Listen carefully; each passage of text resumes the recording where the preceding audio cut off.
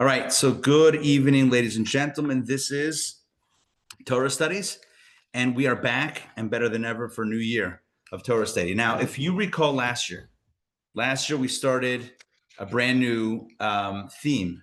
Last year we launched a brand new theme in our Torah Study sessions, which was the theme of, hey, Sam, good to see you. Is someone sitting? That's yours. Okay. I feel, hold on, maybe. Oh, no, is your sister there? No, yeah, This is All right.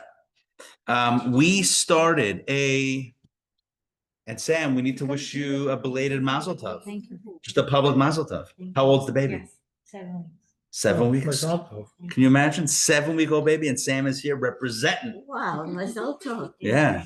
Babies with Billy. Yeah. That's it. I By say the way- Mazel Tov. Hey, it's David says hi and Mazel Tov. By the way, my what Leah always says, Yeah. when the father is watching the kids, it's not babysitting. Okay. So if anyone's Billy's babysitting, no, it's his child. My wife says the same thing. Oh, see that? Your wife and my wife have the same thought. That was if someone else's kid, you may be babysitting. Your kid, come on. All right, now let's jump in. So New Year. Oh, I was saying last year the theme was Rashi. Right. This year we're going back. I think back. We're not specifically focusing on Rashi, although Rashi will come up on occasion, but the goal is not specifically to explore, decode, and kind of figure out Rashi. The goal is rather a more fundamental idea, which is to understand the Parsha on a deeper level. What we do is each week we're going to be choosing one major story, one major theme, ask some questions, and then give some answers and hopefully walk away with some life lessons. Today, our topic is don't walk into the ark alone. Yes. Absolutely. Yes. We got one coming thank you very much, coming your way. All right. By the way, I should mention, if you want a copy of the textbook, so you can go to Amazon.com. If you need the link, everyone knows how to get to Amazon.com, but if you need the specific link of the book, I can share it with you, or you can order it through us on the website and I'll have it shipped out straight to you, to your house. Either way is fine. All right, back to the story. We pick a story each week and we delve into it this week. The major theme of the Torah portion is, of course, the Great Flood. The Great Flood that destroyed the world some, I don't even know how many years ago, many thousands of years ago. And we know a few things. Number one, the mystics asked the following question. Why is it that God chose to destroy the world with a flood? Why not destroy it through, let's say, fire? Why not through a plague? Why not through an earthquake? Why not through any other sort of natural disaster? Why was it specifically a flood? The truth is the mystics take it a step further, because you don't need to be a mystic to ask the question of why this way, not that way. But the mystics ask the following question. We know that creation is an act of constant recreation, meaning, not creation, existence, life itself is an act of constant recreation. As we say in the davening every single day, HaMechadesh Betuvo B'chol Yom Tamid Ma'aseh Bereshis, which is a long way of saying that God renews the act of creation every single day. And not only every single day, but really every single moment. Every single moment God renews creation. It's a constant thing. Now, to give you an analogy that's brought in the works of Jewish mysticism, it's like the difference between forget the difference. It's like taking a ball. Hey, Ramon, good to see you. And he walks in with a Lakers shirt. That's perfect. I was talking about taking a ball and throwing it into the air. That's epic. How did you even know? So imagine you take a ball. Imagine you take a basketball, right? And you shoot a ball. That's what one would do. You're standing at the 3-point line, right? You take a shot. Is that a Kobe shirt?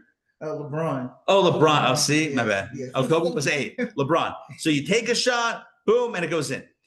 How this works is the force that you put into the ball is the force that will lift it into the air. And when that force runs out, well, guess what happens? The ball comes back down to earth, because basketballs don't fly.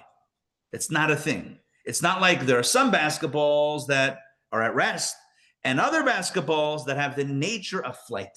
Those cost way more money. You can buy them on eBay, a flying basketball. Coming soon to a mailbox near you. It's not a thing. Basketballs don't fly.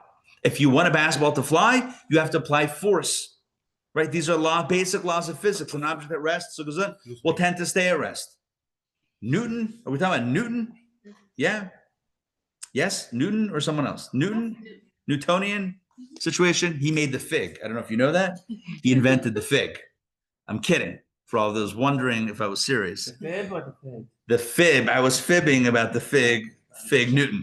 Now, if you want to jar a basketball from its restful state and have it flying through the air, you have to apply force.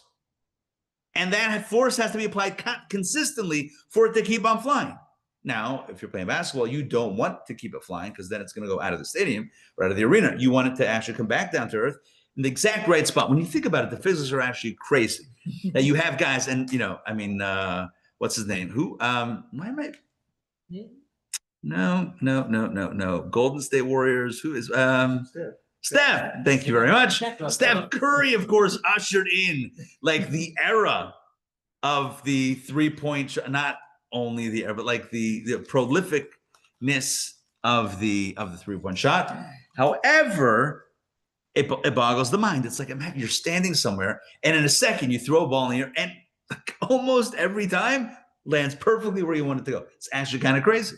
It's actually kind of phenomenal. But the point is that if you want it to move, you got to apply pressure. For life to exist, there has to be a pressure applied. It's not like life should exist. None of this should be here. And none of this was here before God created it. So it says in the mystical text, it's not that God hits a switch and the moment he pressed play and now it just goes on. No, you need a constant pressure, a constant force applied for this to happen. So the mystics ask the question, if God doesn't want the world, if the world is corrupt, if the earth is corrupt, and God says, okay, here's the deal. We need to end this and start again. The easiest thing for God to have done is not to bring a flood or any other natural disaster. The easiest thing for God to have done would have been to just stop regenerating that into being in the next moment.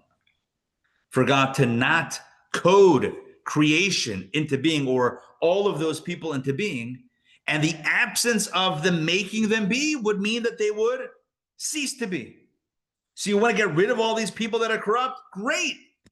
Just don't recreate them in the next moment. You want to get rid of corruption? Great. Just stop the code. It's like, imagine you're coding something and you're like, oh, I got to get rid of this code. Let me add another code to eliminate the first code. No, why don't you just eliminate the first code? So it's explained in the Jewish mystical text that the reason for the flood is not to destroy the world. That could have been done any number of ways, but it's rather for a cleansing process. I mean, the waters were on the earth. I mean, the whole thing was about a year, but it rained for how many days and how many nights? 40 days and 40 nights. Right. And how much water is the minimum amount of a mikvah? 40 so. 40, right? 40. Torah also, right? 40. Moses was on the mountain 40 days, 40 nights. There's this number 40 that represents, and even within gestational development, it says 40 days is when an embryo becomes formed, becomes, things become differentiated. Gender becomes differentiated. Speaking of which, the Talmud discusses the following scenario. It says, can you pray? Can you pray for the gender of a child? Right? If someone's pregnant, can you offer a prayer to God? Please, God, I pray that this be a boy or a girl. Can you offer a prayer? Or is it considered to be a tfilas shav, meaning what's shav would be a worthless. Thank you very much. Or is it a worthless prayer? Right? Or is it worthless? How can you pray about something that's already set? It's a silly prayer. So the Talmud answers, before the first 40 days, you can pray. After, because gender is not yet differentiated. The Talmud says it's 1,800 or 1,600 years ago. After 40 days, tfilah shav, you can't pray anymore for the gender. Guess what science figured out? It takes about 6 weeks. It's about 42 days. It doesn't mean it's not predetermined though, with the. Predetermined, yeah, but by God's will, you mean? Or predetermined by the No, By the genetic. By the okay. genetics. Now I'm not a doctor, but I don't mind making up stuff. So therefore, my understanding is that literally things are not yet differentiated. Now, Differentiated, but already genetically determined. Dr. Maxey, as a pediatrician, we need to turn to you. Help us with this clarity. What do you think? What are you saying?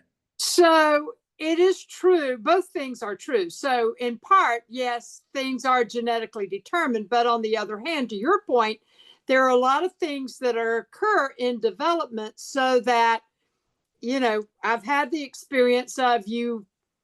In fact, you learned early on to not necessarily announce with such great definity to a parent, oh, you have a wonderful baby, and name the gender. Because in many instances, there are things that happen developmentally along the way that you get certain, female parts with male chromosomes and vice versa. But for the majority of babies, the chromosomal union at the beginning of pregnancy is the gender of the child that you get at the end of the pregnancy. But there are exceptions that occur to that. Perfect. Thank you for explaining that. What I heard is that I was right, and nothing is said until about. I'm kidding. The rabbi is always right. All right, good. So, turns out that the flood, right, going back to the story of this week's Torah portion, was not just about destruction. It was about cleansing. Cleansing is always, at least, euphemistically associated with water. 140 days between Rosh Hashanah and Yom Kippur. Boom. Exactly. Another 40 days between Rosh Hashanah. It's like the incubation period between Rosh Hashanah and Yom Kippur, which is kind of like that, because afterwards, Sukkot, now we're just partying. But that arc of kind of personal cleansing, right? That personal spiritual cleansing. Like I'm analyzing what needs to be changed. I'm now figuring out, how am I going to make the change? I'm committing to that change, and I'm then doing the work, and I culminate with a fast, right? That's a 40-day process. 40 days is always that kind of that incubation process. I don't know if I'm using the right word, but like that. So in the sense of cleansing the earth, 40 days of cleansing. So that's the major theme of this week's Torah portion. And of course, we know the famous story, right? We all learned it as kids. What's the story? The story is that God tells Noah, listen, flood's going to go down. I need you to build an ark, right? I need you to gather your family eventually and gather the animals, and let's do this. And our sages tell us, running the timeline, it took Noah 120 years to build the ark. Now, I know what you're thinking. 120 years? Are you kidding me? Right? People don't even live 120 years. Well, first of all, back then they lived very long, before the flood. We might call that BF. I'm kidding. But before the flood, people lived centuries, as the Torah details. After the flood, the lifespan is now set max about 120 years, with a few exceptions. So Noah, he takes him 120 years to build the ark. One thing we know about One thing we know about Noah, about that process, is that he is not the best recruiter of others, right? From the time that he embarks, unintended, on his project to build the ark, right? He builds it, and no one else is joining the ark party. So what we're going to do is we're going to read the first few verses of this week's Torah portion. David, I'll ask you to read. This is going to be text number 1. And we're going to break down a famous dispute amongst the sages brought in Rashi's commentary. Rashi does bring it, but we're going to learn it from the Talmud.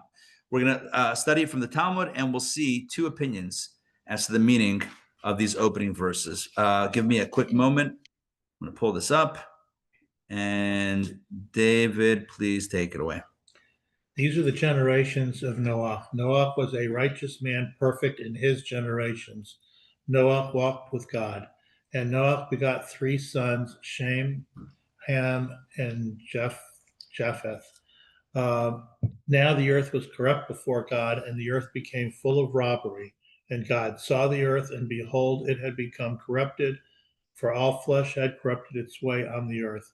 And God said to Noah, the end of all flesh has come before me, for the earth has become full of robbery because of them, and behold, I am destroying them from the earth. Thank you. I want to point out a few things before we get into the Talmudic debate. Number one is that the issue that really clinches the deal, that really makes God decide, like, we got to end this, is in text 11. And what is it?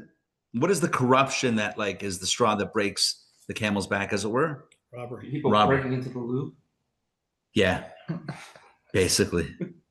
What a crazy story. The Louvre, right? The gem theft. Bizarre story. It's like, Sorry, I was trying to. yeah, no. That's a good one. I mean, if we knew that all you had to do is just drive a truck and put a ladder up, it seems like it would have been anyway. But back to the story. So what is it? It's robbery. Why is it robbery? Obviously, they were doing other sins and other forms of sin. And the commentators point out that really what pushes things over the edge is when people turn against people. You know, as long as people are turning against God, God says, I can manage that. Like later on at the end of the Torah portion, when the people build a tower to fight God somehow, I don't know what they were thinking, but they built a tower. And God says, let me just make this plan fail by confusing the language. Tower of Babel, right? Babel. All right, so that's like people trying to fight against God. God's like, I got this. Like, it's okay. You're not really going to fight against me. I'll manage the situation. But when people are fighting against people, and people are stealing from people, when you have that, then that's it. And then like the game is over. Like, what are you going to do? People are turning against each other. So the whole thing is the earth itself, or mankind itself, is self-destructing. We have to be very careful about a society or societies where people are turning against each other. And listen, every great society has fallen not necessarily because of an external enemy, but because of the infighting that happens in a civilization. This is what happens historically. Historically, what happens is that civilizations rise because people band together for a common cause. Look at our country, right? People band together to fight against an external enemy. So we need to be strong. And so we rise. And then Shamanta Visa Kasisa, as the Torah says, then you become lazy and whatever. Not literally, but like, you know, you take things for granted, and then it falls. And one of the signs of falling is when the populace no longer is working together, you know, is no longer energized and cohesive, but is rather now literally turning one person against the other. You can't. What's scary is that's what's happening in Israel right now. It's very scary. And the truth is, it's happening everywhere. It's all around us. No, but you're right.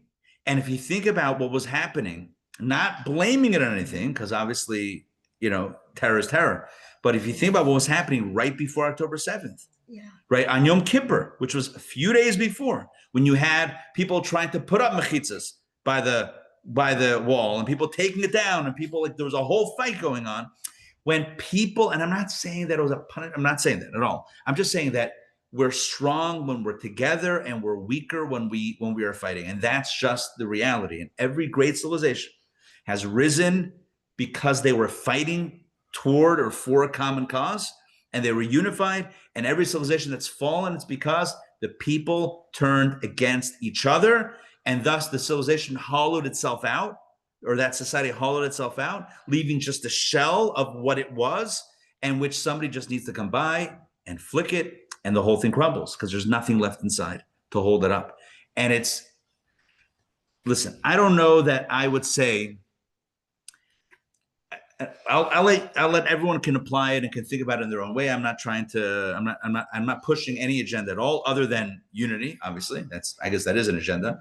But I think it's important to note in this week's Torah portion, the issue that pushes it over the edge is robbery. And robbery doesn't only mean theft. Robbery means people turning against people. It's not going to work. God's like, if you're turning against me, I'm big enough to deal with it. You turn against each other, I can't even fix that. I can't fix that. If people are not getting along, what am I supposed to do? Y'all have to heal that. And if it's not going to work, the whole thing breaks down. You have to be very careful when it reaches that place. Now, let's continue analyzing that text, because as our sages point out, Noach is described in a very interesting way. If you look back at that first verse, or verse number 9, when it says, these are generations of Noah, Noah was a righteous man, perfect in his generations. And generations could be either singular or plural, depending on the translation. The question is, what does that mean? And so here we have a Talmudic dispute. Shocking. Sam, please read text number 2. Rabbi Yochanan says, in his generation, he was righteous, but not relative to those of other generations. Reish Lakish says, in his generation, he was righteous, all the more so would he have been in other generations. Rabbi Hanina says, there is a parable for Rabbi Yochanan's opinion. To what is this matter comparable? To a barrel of wine that was placed in a cellar where vinegar is stored. In its place, its fragrance is noticeable. When it's not in its place, its fragrance is not noticeable. Rabbi Oshaya says, there is a parable for Reish Lakish's opinion. To what is this matter comparable? To a flask of perfume that was placed in a location of filth. In its place, its fragrance is noticeable or notable, and all the more so would it be in a location where there is perfume. All right, so everyone's got a parable. They all have an analysis. Bottom line is there's 2 different ways of looking at it. Rabbi Yochanan and Reish Lakish, who, by the way, were related to each other. They were brothers-in-law, and they were study partners, and they famously disputed everything. Rabbi Yochanan says, here's the deal. He's righteous in his generation, but if he would have been with Abraham, he would have been garnished. Nothing. Small potatoes. He's a big fish in a tiny pond. That's Rabbi Yochanan's opinion. Reish Lakish says, no. Can you imagine? This guy was righteous when everyone was corrupt. No one was righteous. Can you imagine how good he would have been if he had some other peers that were decently righteous? He would have, through the roof. This guy would have been an all-star. So he's not disagreeing that it's a relative thing. Yeah. Right. The question is, it's relative, but the question is, what's the implication? Rabbi Yochanan says the implication is, had he been in another generation that was more righteous, we wouldn't even known his name. Reish Lakish says, no. He would have been the best of the best, the creme de la creme, had he had others, around him lifting, had the spiritual consciousness been on a higher level, he would have been even higher. If relative to his generation, he was on the top, can you imagine if everything gets bumped up? He would even be greater. Okay, different opinion. And immediately we're struck with the question, do the Talmudic sages need to argue about everything? Yeah. I mean, one answer is yes, right? That's one. That's a simple answer. It's a simple answer. But what does it mean that they're debating his righteousness? It seems to be a very weird debate. You want to debate whether something's kosher or not, whether, something in Jewish practice, like, should we light the Hanukkah menorah 1, 2, 3, 4, 5, 6, 7, 8, or 8, 7, 6, 5, 4, 3, 2, 1, Hillel Shammai? Okay, I could see that. It's a question about practice, a debate. But you want to tell me that we're debating how righteous Noah was? Seems kind of nosy. Are you with me on that? It's like, how righteous do you think Noah really was? Well, the Torah calls him a tzaddik, but I do think there's a qualifier that takes away his righteousness. No, I don't think the qualifier takes away. I think it adds to his righteousness. Are we really debating about a guy? That seems a little weird. Question number 1. Question number 2, maybe more importantly, is why would Rabbi Yochanan seek to disparage Noach? The Torah says he was righteous. And then it says in his generation, but if you could interpret it like Reish Lakish does, that had he been in a better generation, he would have been even better, then why does Rabbi Yochanan choose to look at it in the negative? Why would Rabbi Yochanan choose to believe that God, in his authorship of Torah, would have put a word in or a phrase in to disparage Noach? What would be the point? You understand my question? If you can look at something 2 ways, either for the good or for the bad, why would you choose for the bad, especially about someone else? Okay, there's a person, and this is what we know about them. I could interpret this for good, like Reish Lakish does, or I can say, nah, for bad. Why would I choose the bad? What does that say about me? What does it say about Rabbi Yochanan that he chooses to interpret the added phrase in his generation to imply that only in his generation was he righteous, but in any other generation he would have been just a regular Joe Schmo?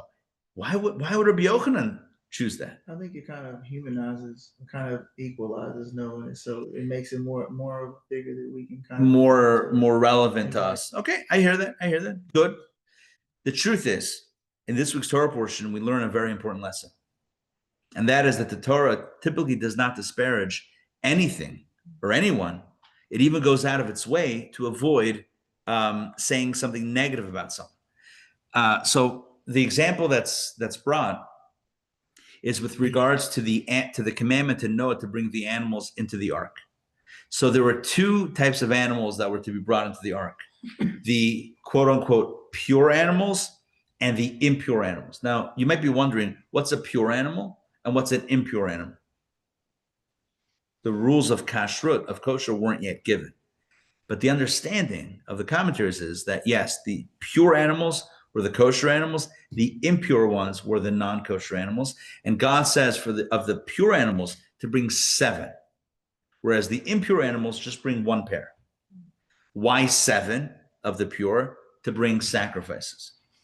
And you only bring sacrifices from kosher animals. You would not bring a non-kosher animal on an altar for God. So even though the Torah had not yet been given at Sinai, and there were no yet kosher rules that had been formally given, nonetheless, we see this indicated that there was a concept of pure versus impure animals. When God refers to the animals that are pure, he says tahora, which means pure. When God refers to Noah, God informs Noah to bring animals, to 1 pair, a male and a female, from all of the non-pure animals. He says asher einenu or einena tahora. Instead of saying timea, and I'm using a lot of Hebrew, instead of labeling them impure, he says not pure. Again, it works better in the Hebrew. Because there's 2 different words. It's either timea, impure, or einena tahora, not pure. And God uses the latter. God adds an extra word and a bunch of extra letters to avoid besmirching something or labeling something as tamea, no good, which informs us that we should not be looking to disparage or dismiss or shun or speak harshly against. So why would Rabbi Yochanan, if his brother-in-law Reish Lakish has a very plausible explanation of why the Torah has this caveat, has this, by the way, in his generation, no, for the good. Can you imagine, with Abraham around, it would have been a rock star. They would have, an incredible duo. So why does Rabbi Yochanan say, he wouldn't have been anything? Why would he assume that the Torah is besmirching his character? Let's read this inside. Scott, please read the Talmudic statement that shares what I just shared, text number 3.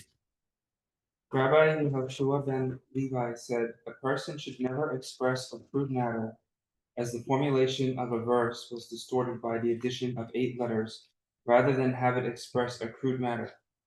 As it is stated, from the pure animals and from the animals that are not pure, Asher and Nina Tahora. Yep.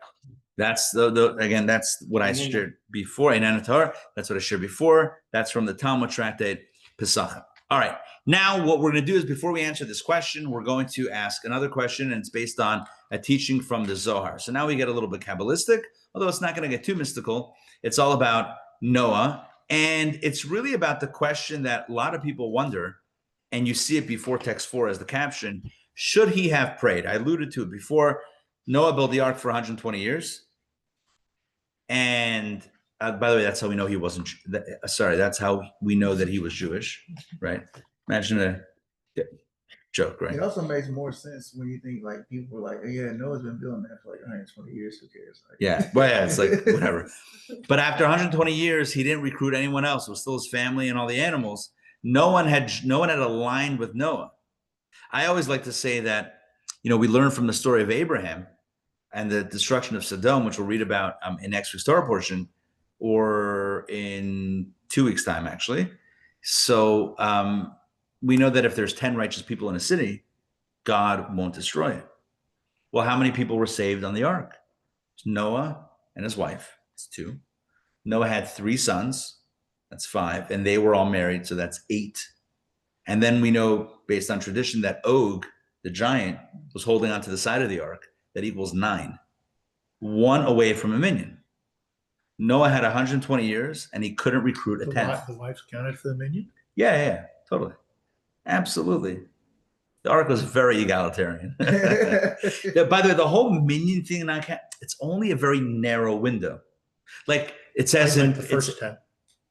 No, funny, but no, it's like the Talmud says that, or the Mishnah says that any gathering of 10, the divine presence is there. That's not gender based. There's a specific thing about a minyan tefillah, which is so again, one way of looking at it, which is the traditional way of looking at it, is that you need 10 of people that are obligated to pray, and women are not obligated to pray at a certain time because it's not a thing for women to have that obligation. So therefore, anyway, it's more a technical thing. But yes, women are counted. So the point is that there were 9 people that were saved, all in. Can you imagine a rabbi moving to a community and there's 9 people? And he's tasked with making a minyan, and he's there for 120 years, and he can't recruit one guy. At some point, they would pull that rabbi card and be like, okay, we're going to move you out into another location where there's already a minyan and get somebody with a little bit more, I don't know, charisma, right? I feel like there's a French expression that would fit here, but someone with a little bit more, I don't know, whatever. Yeah, that can make things happen. Noah was building an ark for 120 years, couldn't put together a minyan. He was 1 away. And the commentators point out there's this simple reason. He was not that invested in the people around him. You know, when you're not that, like, oh, whatever. So the question is, and furthermore, he didn't pray. We don't find any mention of Noah saying to God, hey, like Moses did, hey, please don't do this. Please reconsider. It's not a good idea. What about the people? What about the innocents? Are you going to, like, Abraham speaks to God. You know what Abraham says to God? Will the judge of the whole world not act righteously? He like accuses God. It wasn't even like, it's like a rhetorical question. It's an accusation. Abraham says, basically, you're acting bad. You're behaving bad to God. I mean, halavai, we should all have that relationship with God, a very open and real relationship. But that's Abraham. What does Noah say to God? Okay, I'll build an ark. You just tell me when to get on. I'll go. You tell me what to do. What about the compassion? What about, when he gets off the ark? That's when he cries out to God and says, how'd you do it? There's a medrash that says he says to God, he sees the destruction and he says, he can't take it. He says to God, like with tears, like, how can you do this? You know what God says to Noah? Now you say something? Now you got a problem with it? Where were you, before all this happened? So the question is, why didn't he pray? 2 understandings, 2 opinions in the Zohar. Take a look-see at text number 4. Who are we up to? Dancy? Take it away, please. Rabbi Yehuda said, come and see. When Moses prayed to God, he didn't rely on his own merit, but rather on the merit of the forefathers. Noah, by contrast, didn't have anyone whose merit he could rely on like Moses did. Rabbi Yitzchak responded, even so, once God told Noah, and I will establish my covenant with you, Noah should have pleaded for mercy on the people. Instead, he waited until after the flood to offer sacrifice. He should have brought it earlier. Maybe it would have calmed God's anger and spared the world. Rabbi Yehuda replied, what could he have done? The people of the world were guilty and constantly provoked God, and Noah was afraid for himself. He didn't want to put his own life at risk by being involved. He saw how corrupt they were, how they angered God every single day, and he didn't want to be caught in their downfall. All right, so here we have a back and forth. It's interesting between Rabbi Yehuda and Rabbi Yitzchak. Rabbi Yehuda says, I get it. I understand why he didn't pray. Because when Moses, for example, prays after the sin of the golden calf, he says, forgive the people on account of Abraham, Isaac, and Jacob. Like, even if they're unworthy, do it for their parents. But what would Noah have said to God? Do it on behalf of Adam. Yeah, right. Like the last guy you want to evoke is, don't you remember how he followed your every command except for the big one regarding the tree of knowledge of good and evil? Like, you gotta, so Moses had some ammunition, but he had some positive bullets. Noah didn't have anything. That's Rabbi Yehuda. Rabbi Yitzchak says, doesn't matter. He still should have tried. He still should have rolled the dice and done something. Maybe it would have calmed God's anger and spared the world. Rabbi Yehuda again replies to him, oh, what could he have done? He didn't want to put himself at risk. What we see here is Rabbi Yehuda is compassionate to Noah. Rabbi Yitzchak condemns Noah. And again, the question comes back. If you could understand Noah in a positive light, like Rabbi Yehuda, why would you choose to see him in a negative light, like Rabbi Yitzchak? The question is against Rabbi Yitzchak. Why would you, Rabbi, choose to view Noach in a negative light? Why would you choose to condemn him? He didn't act right, correctly. Why wouldn't you say he did the best he could with what he got? He didn't have schos. He didn't have the merit of the fathers. He didn't want to get mob attacked. He did the best he could. Why not leave it like that? Why is there another? No, he should have done better. I want to share with you a very, I think, simple but a very important perspective. It's very important to understand this. And this is a perspective that the Rebbe shares with us. And it goes back to this idea that when you find a Talmudic debate, the best thing you can do with that is try to figure out how they're not actually debating. The best option is, in general, we don't try to create more machloket, more disputes. And even when you have what appears to be a dispute, if you can explain that the two people are not actually arguing, they're just speaking about two different perspectives, which is not the same as arguing. It's like, for example, let's say, there's that famous parable of like the dark room and the elephant, and people are feeling the elephant, and someone's like, oh, I feel like tree trunks. No, I feel something soft and fluffy. No, I don't know. Probably elephant tails are not fluffy, whatever it would be. But like you have different people touching different parts of the elephant, and they're each describing the elephant, and it's like they're not actually arguing. They're just touching a different part. If you can explain a Talmudic debate the same way, that's the Holy Grail. Because we like to say Elu ve'elu divrei Elokim Chaim, that both opinions are the word of the living God. It's harder to say that when they're actually disagreeing about the same thing. But if they're speaking about different, which we even do that, but if they're speaking about different aspects of the same truth and they're just highlighting two different things, that's even better. Because this guy's right and this guy's right, like the famous story with the two congregants that come to the rabbi's house.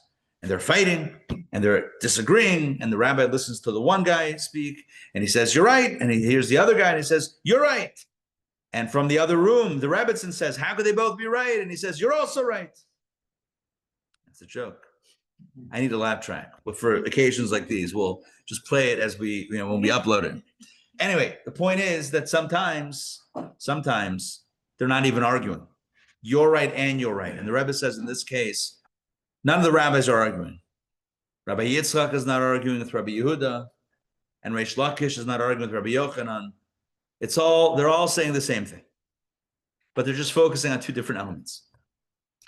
What everyone agrees what everyone agrees about is that Noach did the best he could in his time.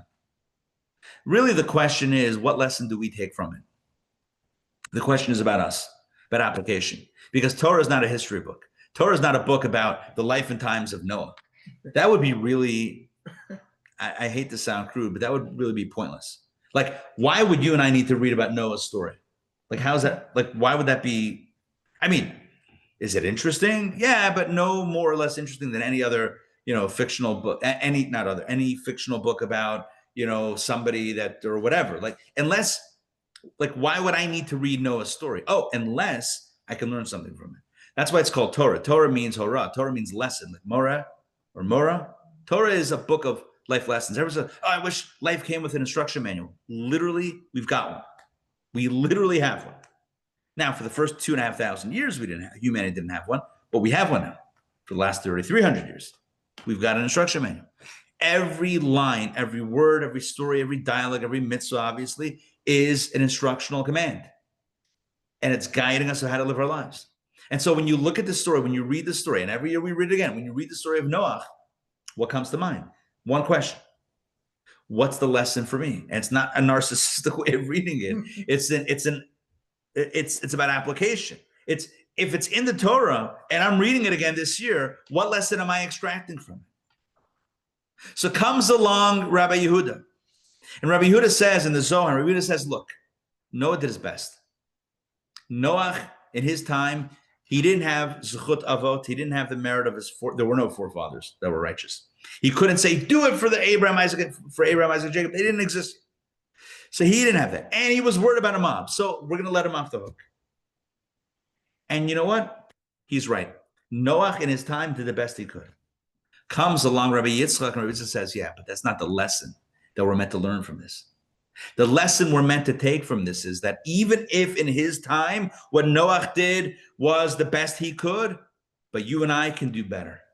And in order to inspire us to do better, we need to challenge the very premise that Noach did the best that he could. Not because Noach didn't do the best that he could, but because you and I should not justify our inaction by saying Noah did the best he could. Does that make sense? Yeah? Was that coherent? You know, as if you and I could look at the story of Noach and say, look, this guy didn't step up for other people that were in danger, so I don't need to either. That would be a mistake.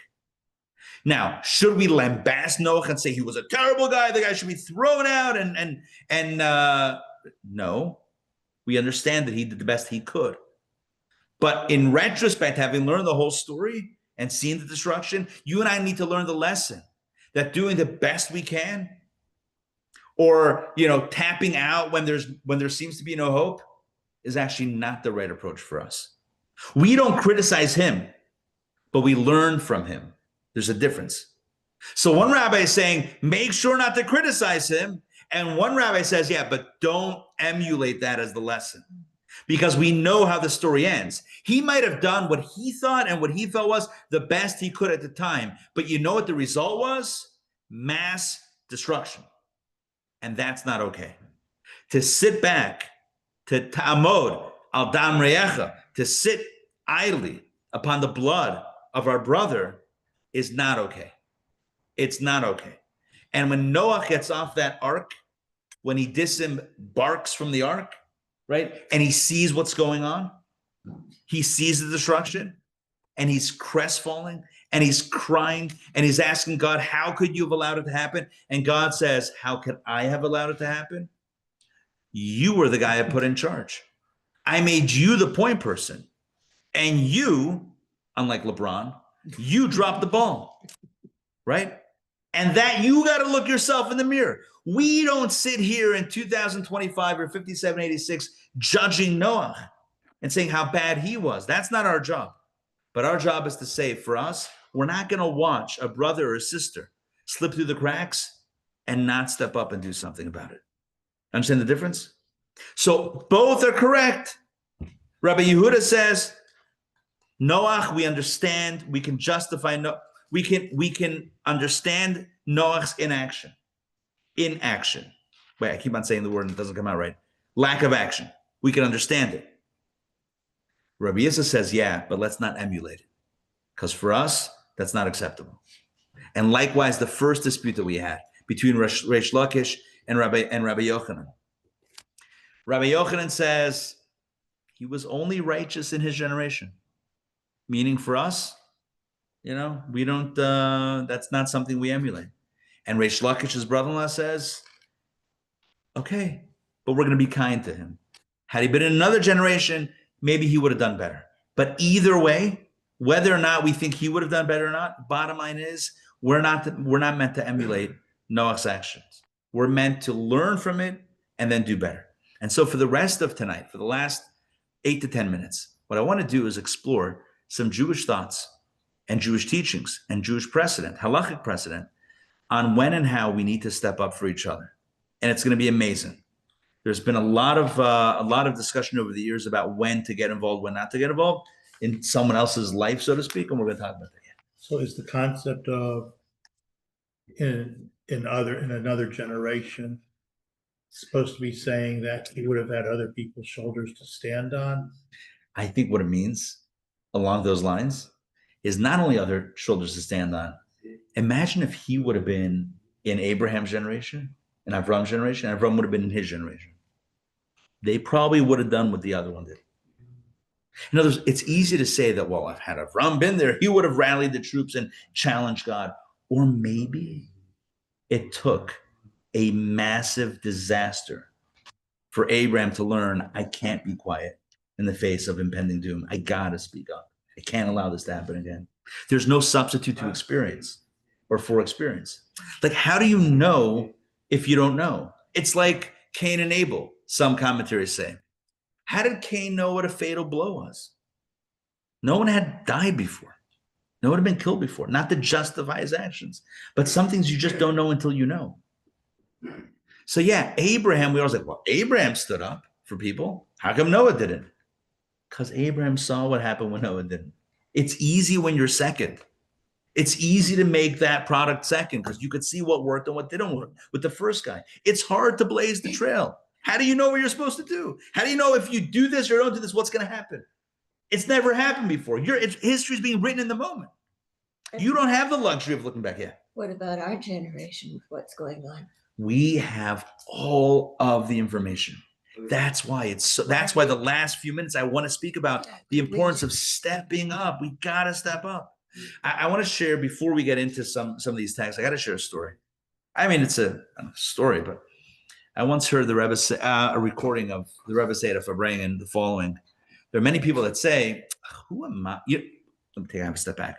The Rebbe was, unlike any other, I don't think any other leader in Jewish history, was that driven to care about, the Jew that was like somewhere far flung. I mean, you never saw somebody say, I'm taking responsibility, not just of the people in my neighborhood or my community or my country or whatever, but like literally send out shluchim in like to, I don't know, I'm trying to think of looking for it, to Japan or to the Congo, because there are some Jews there that need something. Like, to care about to that level is like, it's kind of crazy. And like, at this point, everyone realizes, because like everyone goes on vacations. Like, I was in the Congo and I had Chabad and I had a great Friday night dinner. But like, the idea is, it's not just about dinners.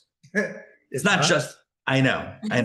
I hate to be that guy. It's not about dinners. The Rebbe's vision was, although to take care of the Jewish body is also important, but like to be there for the soul. I mean, the vision that you have to have. And so the Rebbe started campaigns about mitzvah campaigns, which means, again, it's not just enough that you're lighting a menorah. Make sure the next guy has. And if they don't have one, literally stand on the street corners in Manhattan or in Atlanta with a box, with a menorah package box, and say, hey, are you Jewish? Would you like a menorah? Like, it's radical. It's like, maybe seems simple. It's radical. Radical then, radical now. Now, people said, that's a very personal question you're asking. Are you Jewish? Did you wrap tefillin today? Like, who am I? Like, maybe that's a little personal. Live and let live. And I remember hearing, I mean, it's not that long ago, I hear it like every so often, you can, and I think it's a video even, or it's certainly audio, but I think even video, where the Rebbe speaks about this. And he says, like, imagine there's a building on fire. Imagine. And there's a God forbid, and there's a family inside. And you're like, okay, but they're probably sleeping. Who am I to wake them up? What, I should go in and make sure that they're up and getting out? Not that you're afraid of the fire, but that you just don't want to, it's their personal business. Would anyone say it's not my business to go into their house? Of course not. The Rebbe said that, like, there's a fire burning. Now, again, a metaphorical fire. Right? Assimilation and Jewish identity crisis and everything. And at some point, we have to be okay with at least asking the question, would you like to do a mitzvah today? It's not even that personal. It's not even that personal. That was the angle. And again, it speaks to this idea. Maybe before Noah, or in Noah's original times, like before the flood, we could have said, it's not my business. God told me to build an ark. And he said that they're corrupt and he's going to destroy the world. I didn't do that. They did that. It's not my issue. But after we have the hindsight of the story, you best believe that our calling is to do something, to say something. If you see something, say something. You got to do something about it. You can't just let it happen. That's not okay. And so again, let's do some text now. I'm going to read some text. We'll do this. We'll do a fairly quick pace over here. We're going to skip text 5. We're going to skip text 6. We're going to skip text 7. All of that we did outside. And what I want to do is start with text number 8. Again, I'm going to read a few texts quickly, and then we'll wrap up today's class. Text number 8. This is, again, from the Rabbi. The commentators explain the meaning of the sage's statement. Whatever the host tells you to do except leave. Can you imagine that? The rabbis say if your host tells you to leave, you shouldn't leave. Oy, gewalt. It's hard to be a host. How do you get rid of people? I'm kidding. On a deeper level, Go to bed. yeah, go to bed. Literally, you could stay. What's that song? You don't have to go home, but you can't stay here. Closing time. Mhm. Ah, great song. We should all sing it together. Closing time. On a deeper level, the host refers to God.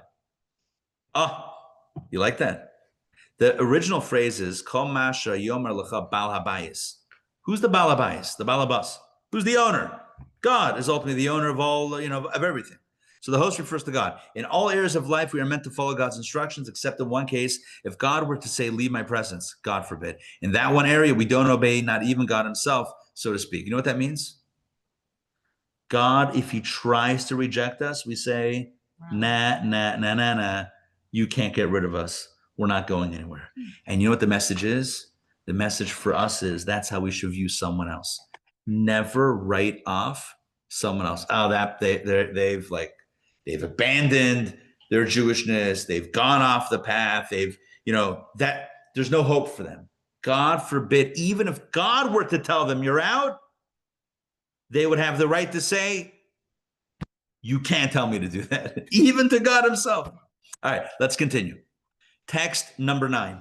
Listen to this story, famous story from the Talmud with Reb Meir and his wife Bruria, who was a Talmida Chachama. She was a very wise and learned person. There were hooligans in Rabbi, I love that term, hooligans in Rabbi Meir's neighborhood who caused him a great deal of anguish. Now, what were they doing? I don't know. It seems like we should explore further. Was it Halloween week? It might have been. You know what? My wife, It's rapidly approaching. people's homes are already getting like TP. Decorated. Yeah. Well, against their will. TP, is that what's called TP? Toilet paper or whatever?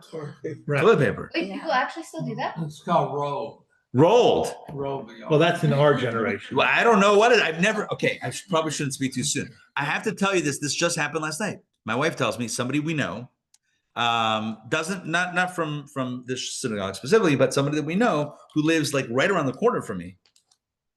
Their house got TP'd, toilet paper rolled, whatever it is, and she was posting on Facebook. Does anyone know the kids who did it? And someone's like, yeah, it's my kid's friends. Oh my gosh. But anyway, aside from that, speaking of hooligans, all right, we're back to the text. All right, back to the. Oh my God. As long as it doesn't rain first before they get it all down. Well, what happens then?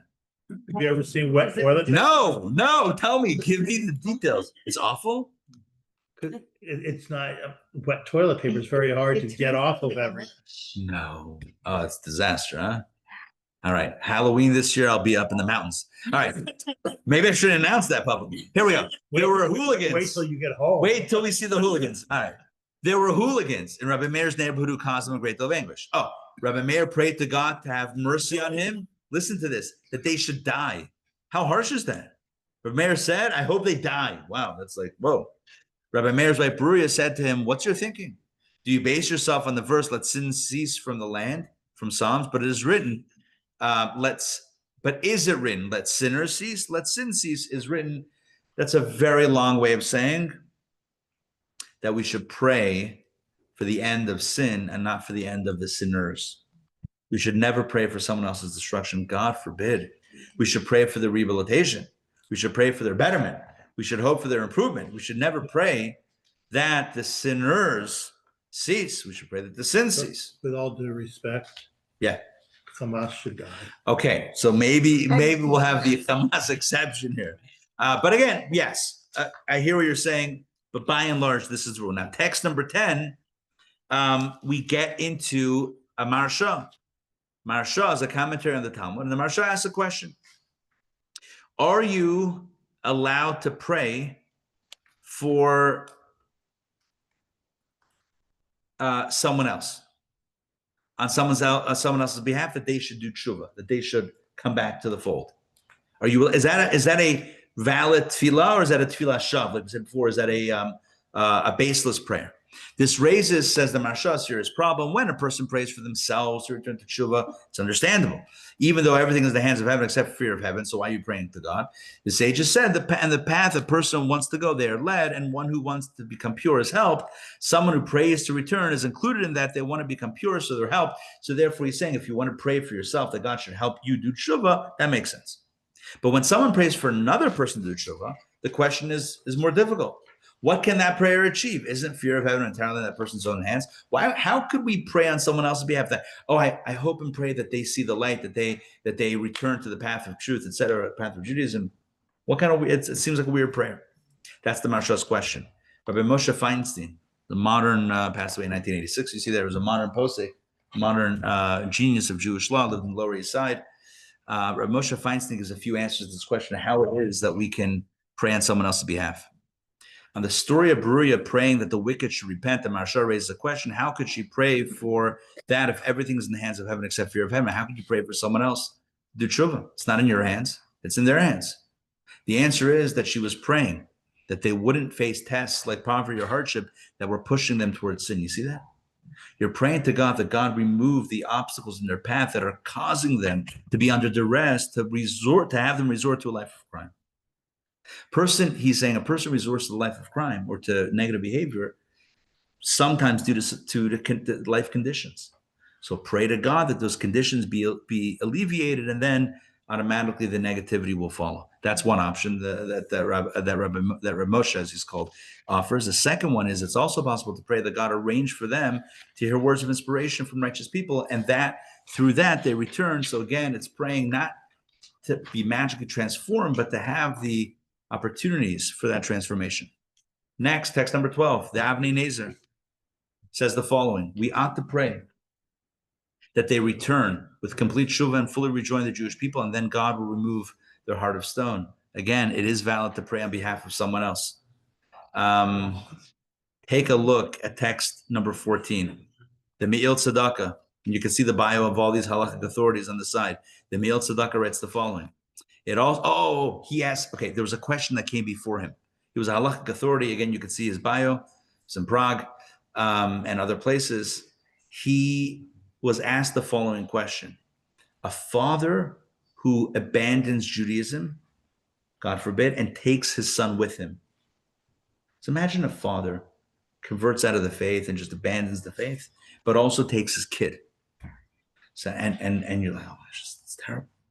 And you're praying for the kid. You're praying that the kid somehow come back. Can you pray for the father also?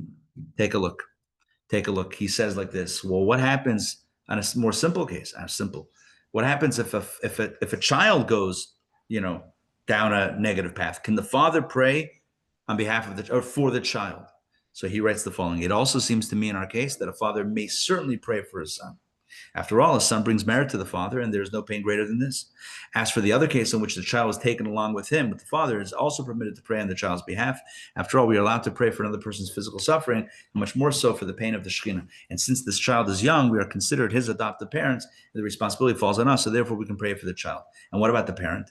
He continues, given that there's no hope for the child's return, unless his father also returns, it follows that we should pray for the father as well, so that the child not be lost among them, meaning amongst the others. And what's the bottom line? The bottom line is we should never give up on each other.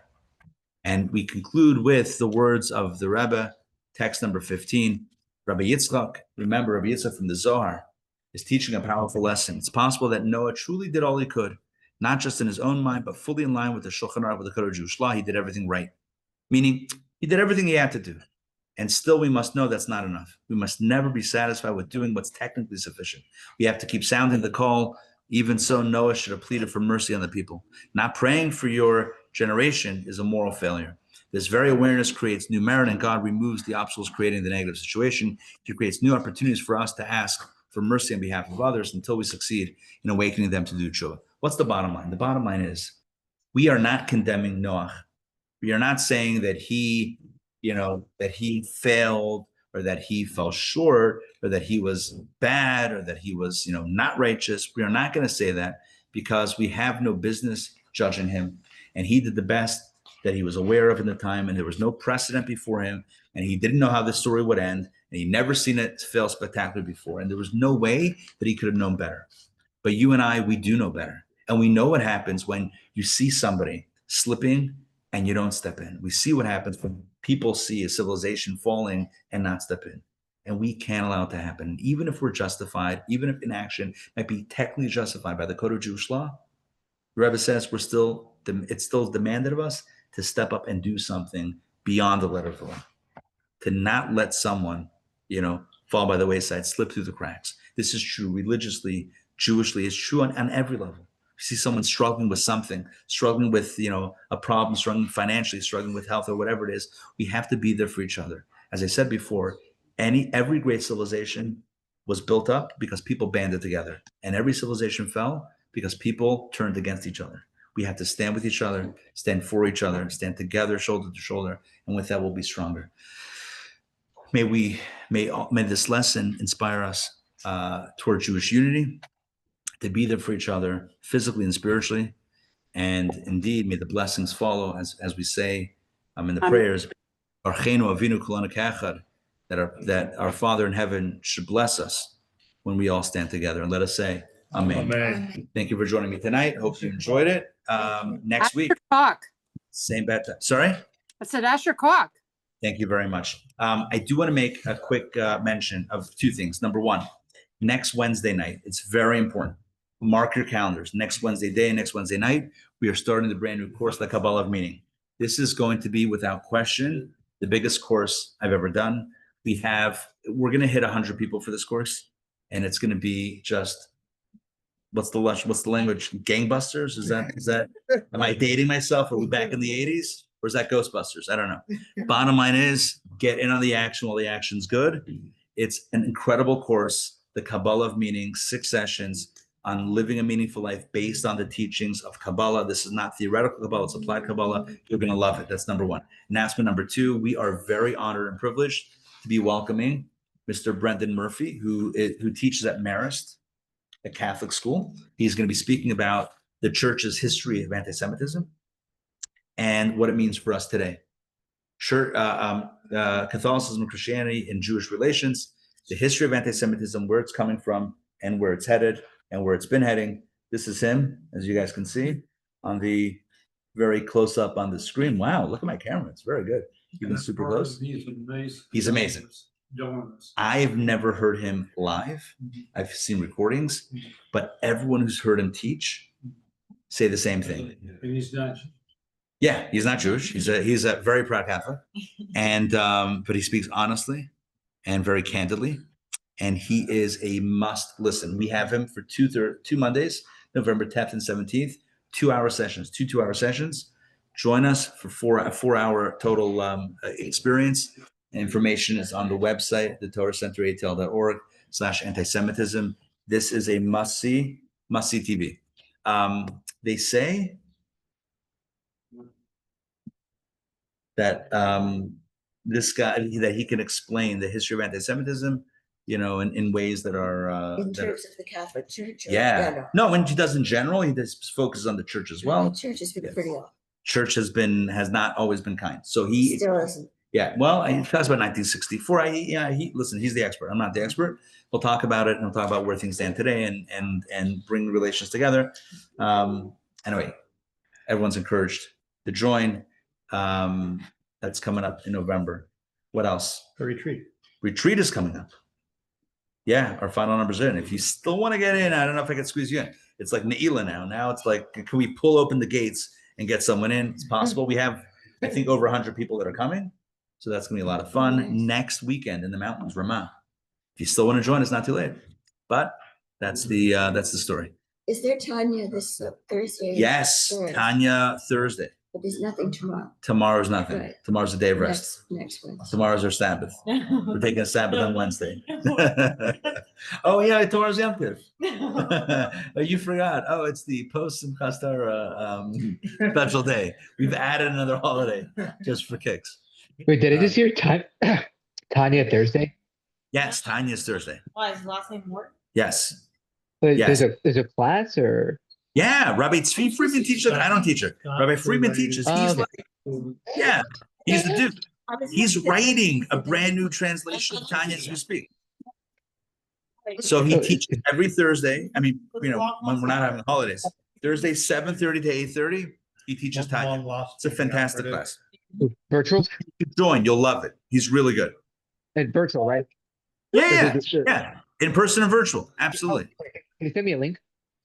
Yeah, I'll add you to the list. Definitely add you to the list. By the way, Rabbi Freeman also dabbles in like sci-fi stuff. If you ever read his writings, so he has created a virtual avatar of himself. He's not even teaching the class. It's just all AI. I'm kidding. That was a joke. That was a joke. I know. But I'm joking. I do have it telepathically. Soon, it could be possible. Soon, Yeah, it might soon be possible. Anyway, no, but he's live in the flesh right here in this room, but he'll also be broadcasting. Yeah, Matt, you'll love this. It's a great class. He's super deep. He's super deep. By the way, Google the name Tzvi Freeman, and like he is a prolific author. He's written books. Is that connected to Nomi Freeman? Yeah, that's Nomi's husband. Oh, I She's went the to near-death experience. Yeah. She's the NDE expert. Yeah, okay, now I remember that. Yeah, I'm excited. Quite the family, quite the power couple. Yeah. What's the expression you said? About what? My friend. Oh, I'll tell you in a second. We'll close out. All right. Good to see everyone. Mom, good to see you. Special shout out. Mom, my mother was here for the holiday and it was great to have you. And it's great to see you online. Oh, want to say hi? Absolutely. Sam, go say hi. Hello. And Sandrine is here. Yeah. We got the whole gang here. Good to see you all. Hey, Sandrine, good to see you. Sam, it's nice to have you on. It's like a really great surprise. Next week? Yeah. Weekly? I'm gonna try. Look. All right. It's not like you have a little baby. Oh, wait, you do have a little baby. My bad. 7 weeks, though. When you put them down, they don't move. That's the good thing about 7 weeks. 7 weeks, you know where they are. That's the good news. They can't climb, they can't crawl, they can't. She's just a potato. Yeah, but a cute potato. It's a very cute potato. All right, good. David and Lisa, you guys have a Mazel Tov coming up. You guys have a Simcha. I mean, you have a Mazel Tov already. Mazel Tov, David. Very much. Look here, say hi. Mazel Tov. Hey, thank you very much. Thank you. Anyway, good to see you guys. Laila Tov. We'll see everybody soon.